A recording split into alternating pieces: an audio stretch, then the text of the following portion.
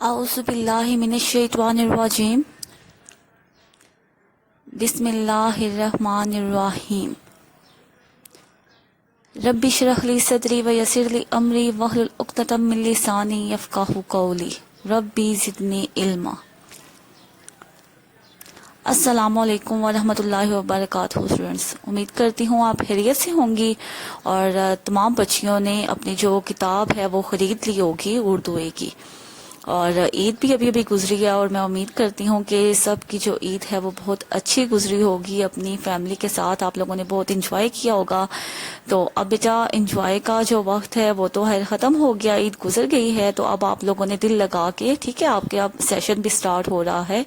तो जो रोज़ की डायरी आप लोगों को मिला करेगी वो आप लोगों ने दिल लगा कर याद करनी है और अच्छे तरीके से याद करनी है। लेक्चर नंबर पर आ जाते हैं। आज का लेक्चर नंबर 1 है आपका, सोमवार 1 जून 2020, जमात दहम, मजमून उर्दू। और उन्वान जो आज हम पढ़ेंगे वो हमारा सबक 1 है, मिर्ज़ा मोहम्मद सईद। और किताब का सफ़ा नंबर 21 पे आप लोगों का ये सबक जो है मिर्ज़ा मोहम्मद सईद ये दिया गया है। सरगर्मी है, अपने किसी दोस्त का मुख्तसर हाका अपने रजिस्टर पर खुशखत लिखे। तदरीसी मकासद की तरफ आ जाते हैं। जुमला इसमें और जुमला फेलिया के बारे में आपको लोगों को बताया जाएगा, हाका निगारी के मुतालिक बताया जाएगा और नए अल्फाज और तराकीब से वाकफियत दिलाई जाएगी। आप लोग नए नए अल्फाज और तराकीब जानेंगे। तो सबसे पहले आ जाते हैं हम मिर्ज़ा मोहम्मद सईद पर, ठीक है। इसके जो राइटर का नाम है वो शाहिद अहमद दहलवी हैं। शाहिद अहमद दहलवी दिल्ली में पैदा हुए थे, 1906 को पैदा हुए थे और 1967 को उन्होंने वफात पाई थी। और ये मशहूर नावल निगार डिप्टी नज़ीर अहमद के पोते हैं और मौलवी बशीरुद्दीन अहमद के फर्जंद थे। तो क़याम पाकिस्तान के बाद ये कराची मुंतकिल हो गए थे और राइटर गिल्ड की तश्कील में भी इन्होंने बहुत ज़्यादा खिदमात सर अंजाम दी हैं और इनको तमगा बराए हुस्न कारकर्दगी से भी नवाजा गया है। और इनका जो असलूब बयां है वो बहुत ज़्यादा आसान और आम फहम है। वो मौसीकार भी थे लेकिन उर्दू अदब ही इनकी पहचान है। और उनके मुख्तलिफ हाके जिनमें दिल्ली की बब्ता, उजड़ा दयार, दान के खेत शामिल हैं। ये उनके कुछ हाकों के नाम हैं। अच्छा स्टूडेंट्स, अब आप लोगों को बेटा जो सामने स्लाइड दिखाई गई है मुश्किल अल्फाज के मानी की, आप लोगों ने मुश्किल अल्फाज के मानी याद करने हैं और इनको अच्छे तरीके से आप लोगों ने याद करना है, क्योंकि स्लीस उर्दू में आप लोगों को जब तक अल्फाज मानी याद नहीं होंगे तो आप स्लीस नहीं कर सकेंगे, ठीक है, पैराग्राफ की। और आप लोगों ने ऐसा करना है कि आप लोगों ने अपनी किताब सामने रखनी है और सबक की जब आप पढ़ाई करेंगे तो जो जो आपको मुश्किल लफ्ज़ लगता जाएगा वो आप लोगों ने इस स्लाइड से देखना है और उसको अपनी किताब पर फिर उस लफ्ज़ के ऊपर लिख लेना है, जिस तरह मैं आपको क्लास में करवाती थी। तो उम्मीद करती हूँ कि आप लोगों को मुश्किल नहीं होगी, ठीक है। तो ये आप लोगों के सामने पूरी स्लाइड्स अल्फाज माने की बनी हुई है। तो ये आप लोगों ने अपनी किताब पर जिस तरह मैं आपको पेंसिल से लिखवाती थी वैसे ही आप लोगों ने लिखने भी हैं और याद भी करने हैं।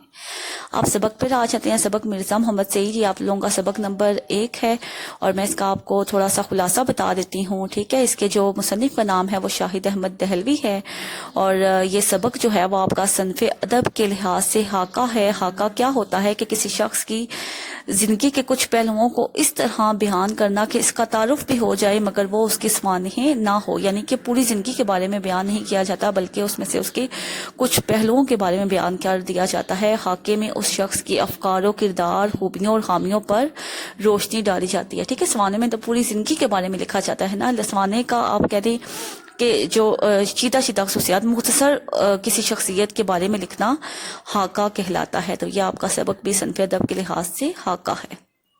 अच्छा जी, खुलासे पर आ जाते हैं। मुसन्निफ कहता है कि जो मिर्ज़ा मोहम्मद सईद हैं उनकी वफ़ात का मुझे तीसरे दिन इल्म हुआ कि एक इतनी बड़ी शख्सियत, एक बहुत बड़ा जो है वो जिसके पास इतना ज़्यादा इल्म था, एक आलिम जो है वो इस दुनिया से चला गया और हमें उसका इल्म, उनकी मौत का इल्म तक ना हो सका। तो फिर इनके मिर्ज़ा मोहम्मद सईद की उन्होंने कुछ खूबियों के बारे में बताया है कि वो अपनी दिली तस्कीन के लिए लिखते थे और लोग उनको बारी रकमें भी पेश करते थे लिखने के लिए, लेकिन फिर भी वो उनको लिख कर ना देते थे। तो मिर्ज़ा साहब के कुछ नावल हैं, 2 नावलों के नाम उन्होंने बताए हैं, यास्मीन और ख्वाब हस्ती। वो उन्होंने बगैर कीमत के ही छपने के लिए दे दिया। और मारकतुल आला किताब मज़हब और बातियत भी बगैर किसी मुआवजे के छपी है, उनकी किताब का नाम है। अच्छा जी, اس کے بعد جو مرزا صاحب ہیں وہ دلی کے ایک مالدار گھرانے سے تعلق رکھتے تھے. سر سید احمد خان اور منشی ذکاء اللہ سے بھی مرزا صاحب کی رشتہ داری تھی. آپ نے گورنمنٹ کالج سے تعلیم حاصل کی اور اس کے بعد علی گڑھ کالج اور گورنمنٹ کالج لاہور میں پروفیسر بھی مقرر ہوئے. آپ نے علامہ اقبال سے بھی اکتساب فیض کیا اور پطرس بخاری اور سید امتیاز علی تاج آپ کے شاگرد تھے. ایک دن ڈاکٹر تاثیر کے گھر ایک ادبی حلقے میں فیض احمد فیض نے مرزا کی کسی بات پر انہیں ٹوک دیا. مرزا صاحب نے ایسی علمی بحث کی کہ فیض بھی دم بہت رہ گئے اور مرزا صاحب کی علمی لیاقت کے قائل ہو گئے. مرزا صاحب کو مطالعے کا بہت زیادہ شوق تھا اور وہ اپنی پینشن کا زیادہ تر حصہ جو ہے وہ کتابیں خریدنے میں ہی صرف کر دیتے تھے اور وہ قیام پاکستان سے پہلے صوبائی مسلم لیگ کے صدر بھی بنے تھے. مرزا محمد سعید جن سے ہیں وہ 40 برس کی عمر میں ان کو ایک بیماری لاحق ہو گئی تھی جس کو رشا کہا جاتا ہے. اس بیماری میں جو جسم ہے وہ کانپنا شروع کر دیتا ہے تو ان کے ہاتھ میں جنسی تھی وہ کپ کپی آ گئی تھی تو اس وجہ سے آپ کو لکھنے میں بہت زیادہ مشکل پیش آتی تھی. آپ بہت خوش اخلاق خوش مزاج اور خوش لباس شخص تھے. تو مصنف کہتا ہے کہ موت تو برحق ہے مگر مرزا صاحب کی وفات کا صدمہ اس لیے زیادہ ہے کہ ایسے قابل اور عظیم لوگ زمانے میں کم ہی پیدا ہوتے ہیں اور اتنے بڑے وہ قابل شخص تھے, اتنے تمام علوم کے ماہر شخص, اتنے بڑے شخص ہم سے بچھڑ گئے.